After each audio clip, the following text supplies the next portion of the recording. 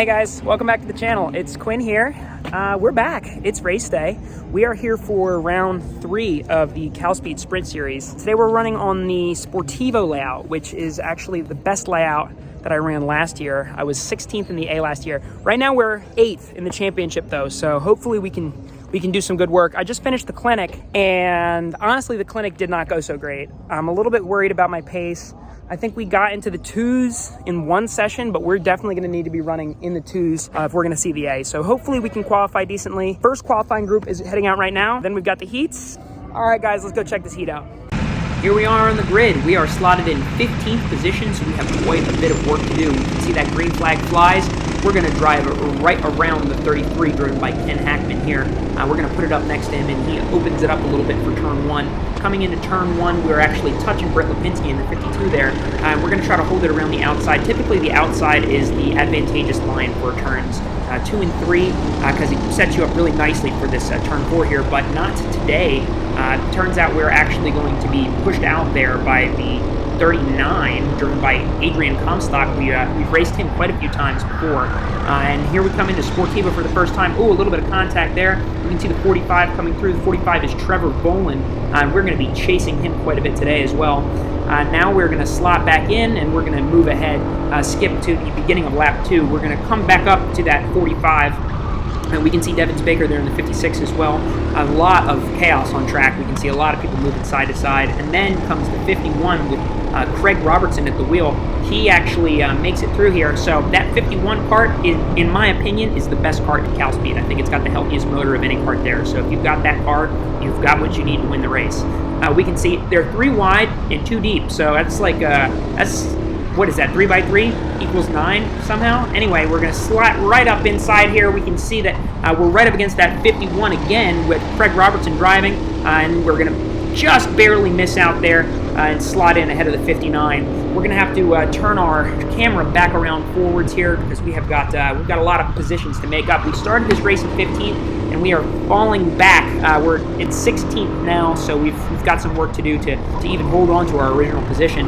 We can see Ken Hackman there in the 33 again. We're right back on him. And we're looking for a way through turn 4 here.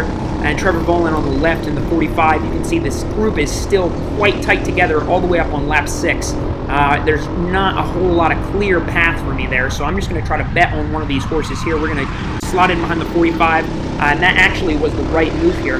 45 is going to pull us through, and we're side by side now. Hopefully, Ken Hackman's not going to be able to push him through into Monaco, but he does. He makes it through in the Monaco hairpin, takes the apex. We can see Ernesto Sanchez behind looking for something, and we're going to try to hold him out. We're going to limit his turn-in onto the horseshoe. We're doing that so that he doesn't have the speed he needs to drop it in on us. I tap my helmet, tell him to tuck in. He doesn't. He shakes his head no. Looks like he's going to go for the move there, slides out a little bit. Looked like he had some contact from the rear, and we are going to be solidly in 14th position. So now we're finally up 1. Not for long. We can see Ken Hackman behind in the 33.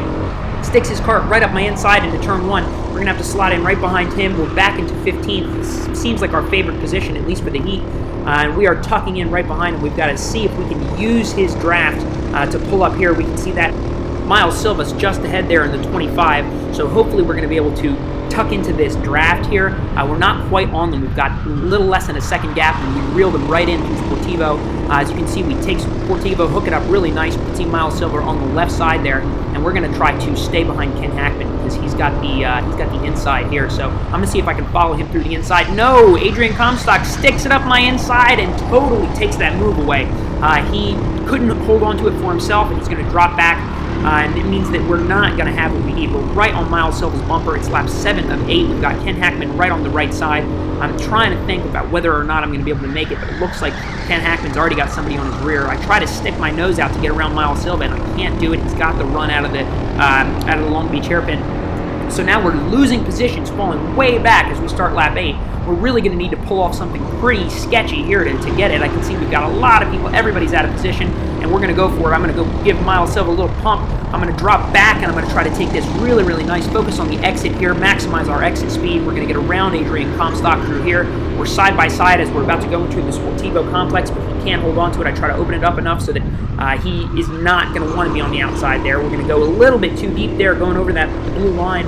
It's not a penalty for going over that line, but it's not fast either. We're going to turn around, and you can see there's a whole train of people waiting for me to make a mistake. Any move I make wrong, and they're going to absolutely come through. It's the last lap of this heat, and we've got to hold it together. You can see that 52 is right there with Brett Lipinski at the wheel. We're going to turn our camera around, and we can see that the 40 is right up ahead of us. We're going to need to see if we can get around. We're going to follow Miles Silva through. Hopefully that is going to get us one up. I look to take it. I think I've got the run. I think we're going to beat him to the line in a drag, but he gets some help from the 40, and we don't quite make it for 15th position on track. Okay, so finished the heat. Heat went pretty bad. I started 15th. I finished 14th. I don't know if that was on the track, though, or from somebody ahead of me getting a penalty. Definitely not the day we needed after last round's heat win, but I guess today will be one of the drops. Admittedly, I didn't practice as much in between these events. We had a big break. It was like a 6-week break. But I tell you what, this is not the result I needed. We're going to be starting 14th in the B main. So B main's not super great for us, at least in the Sprint Series. Super Series, it's not so bad. Hopefully, we'll at least be able to do some charging in the B, and then drop this round. We get 2 drops, so maybe this will be one of my drops, and I'm gonna get real sharp for this next round. I was working a lot. I'm trying to, I gotta pay rent, you know what I mean? If you guys go donate in the link below, I don't have to pay rent. Go buy some 273s. Speaking of 273s, how about those gloves I got on? Aren't those nice? Use QAR 273 exclamation for 20% off. The green flag flies. We push off with the left foot. We look over here to the right side, and we're going to gain one position right here on the start, but only very briefly. Frank Sue in the 25 cart pulls right back up around, and we've got to try to find a good way through these first couple corners. You typically don't want to be on the inside here for turn 3. That means that you're going to be on the outside for turn 4, and we can see the problem with that right there. You can see Miles Silva from the race before in the 55 sticks it right up our inside there through turn 4, and we've really got to try to manage this in a kind of a damage control style. So we're going to just try to ignore him. There we go. We make it back up next to Frank Sue again. Oh, Miles Silva makes it back up ahead of us in the 55. You can see our good buddy Vince Azua right there in the 42. He's right behind me, a great rear gunner to have always, Vince Azua. You can see Miles Silva on the left going in here. He outbrakes himself. We're going to hook it right up, though, through the Monaco hairpin. We're going to exit this hairpin in 13th position, so we've gained 1 over the start. Not bad so far. Vince Azua is pushing us right through the horseshoe, giving us all the extra speed he's got to see if we can take Shelby Blecker here into the Long Beach hairpin, and we've absolutely got it. We're going to hook that right up out through there, and we're in 12th position before we cross the line. You can see Ken Ackman is the next car on track, and we raced him quite a bit in that last heat, so I'm pretty familiar with his line. And the next car on track ahead is Jacob Reese, who is a CalSpeed front runner and a good buddy of mine. So we're going to see if we can tuck it in right behind Jacob there. We're actually going to hold it back and see if we can bring it up his inside. We make it up the inside through Jacob Reese here, and Vince Azua gives us the push we need to complete the pass. As we come into Sportivo, we can see Greg Pele's in the 27 right up ahead of us. He is going to be a really important character in this race. We're just going to hook it up through Sportivo. We're still riding with Vince Azua, side by side with Vince Azua. It looks like he might be able to take it. Jacob decides he's going to bet on Vince instead of me, and then changes his mind back to Quinn. So Vince drops it in on the apex. We can see Frank Sue makes an amazing drop there. Excellent. Gives us just a little bit of a touch on the way through. Next car on track is Zach Swinford. We're just going to stick it right up his inside there for the horseshoe. Just have just enough car ahead of him to take it, but he's going to look for the move. I give him a head nod to tell him to tuck in, but he drops it in on the apex, tries to take it through with Frank Sue behind. He can't do it. We've got the run, and I got Jacob Reese giving me a double motor behind. So now we are up into 10th position. It's already been quite a decent race for us. We're feeling really competitive today. Not after that heat, but in this main, I'm feeling really good.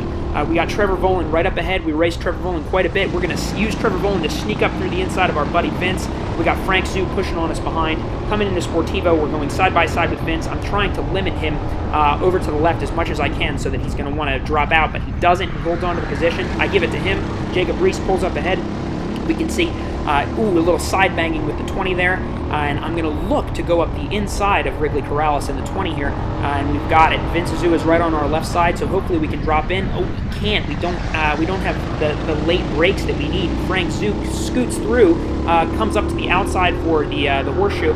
I typically don't like it when people are on the outside for the horseshoe. I really try to slow my turn-in down so that they have a lot of punishment for trying to go around my outside there. And then as we come through Long Beach hairpin one more time on lap 3, we are in 9th position. It's been quite a good race. We're going to skip ahead to about 3/4 of the way through lap 4, and that's going to bring us back up to Wrigley Corrales into 20. We're going to try to open this up to see if we can't get the run to overtake him into Long Beach. So we're just touching him a little bit. He's going to try to go defensive, not defensive enough. We're right next to him on the way into Long Beach. We're going to really maximize our space there, and we're going to have almost the run. It's a drag race up, and it looks like I've got the motor for it. Jacob Reese decides he's going to bet on me, and he tucks in right behind. So now as we go into turn 1, we are in 8th position, and we can see there's already another group on track for us to tackle. We can go around the outside of the 41 here. Wrigley Corrales sneaks up his inside, and I'm going to use all this commotion just to steal these positions away. So now we're up into 7th with another one on that 41 car, and all of our big rivals, including my biggest threat in my head, Jacob Reese, all dropped back and stuck behind that 41. So now I'm feeling pretty clear, and we're going to be pushing up to the front. We can see Trevor Boland right there in that 53 again. It's time to reel him in. We turn that camera around, and we can see that big pack is kind of fighting with each other. This guy's going to go for a huge move in the 41. I could see him coming in there, but I just held my line and didn't let it bother me. But as you can see, they're all going to drop back due to that move. So now we're really going to try to see if we can't stay in the draft at Trevor Boland and ride up on him. We might even be able to get around him here on the straight because we've got a pretty decent cart with us today, and we've got the draft. So as long as I can get a decent exit, we should be able to reel him in, and we can't get close enough to make a move this lap, but it looks like we are going to get close enough to make a move on lap 6. We're in 7th position now. I'm going to drop it in through turn 4. Oh, great driving from Trevor Boland. No contact there. He gives me a little look, a little displeasure there, but I thought that was a pretty decent move from both of us there. And he can't hold on to it through the entrance to Sportivo, and as we come through Sportivo, he's going to push us up on through. We can see Craig Robertson goes too deep there through Sportivo, so we're going to be able to stick it up the inside. We have to jump the curb a little bit to make it, but there was enough room, so we're going to take it. And then Trevor Boland goes for the move. Oh, they both do. They both go to pull it back on me. They make a little bit of contact. I'm hoping I can capitalize on their contact and open the horseshoe up more than they can so that I can run around the outside. This outside of the horseshoe move has kind of become one of my favorites ever since that race win in the heat last round. And we got it on Trevor Boland. We're still side by side. We're going to stick it right up. We're going to limit his turn in, keep him way off the apex. And that does mean that Craig Robertson gets through in the 58. He taps the back of his helmet. I am not listening. We got Wrigley Corrales on the right, and I am looking for that position back. You can see Jacob Reese is caught back up to the group. As we come through turn 2, I take the position back off of Wrigley Corrales. He can't hold on to it. Jacob Reese tries to sneak back through around the outside through turn 4. Their contact means they drop back.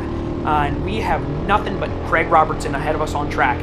Now we just got to find a way to get around him. I don't typically like to make moves into Sportivo, and he tries to hook it up. I try to follow him, and I totally botch the corner. We both go a little bit too deep. I'm hoping that the effect of the draft on the back straight is going to be enough to try to reel him in, and then maybe we can make a move into Monaco or the horseshoe.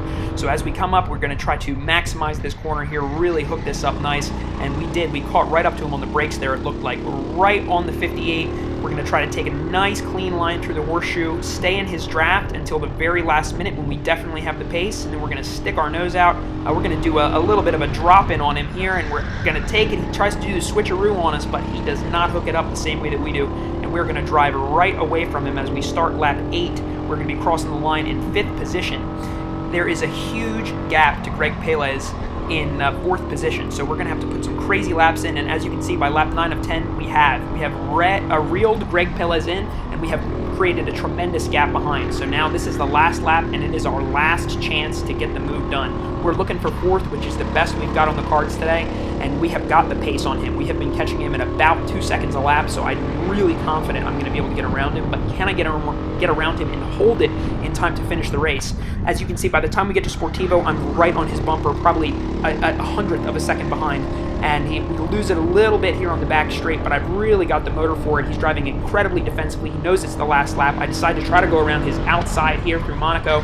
It's not the move I want. I'm way off the apex there. Wasn't nearly close enough to him. So as we come through the horseshoe, I'm definitely going to try to do one of those around the outside of the horseshoes into Long Beach hairpin moves. He's going to be really, really defensive, puts on an incredible defensive move here, moves way back out.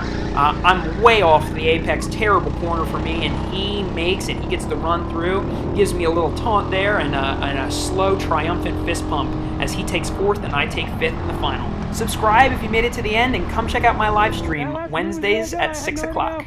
Didn't have time to make it over. Behind me the whole race, right? Oh man, I was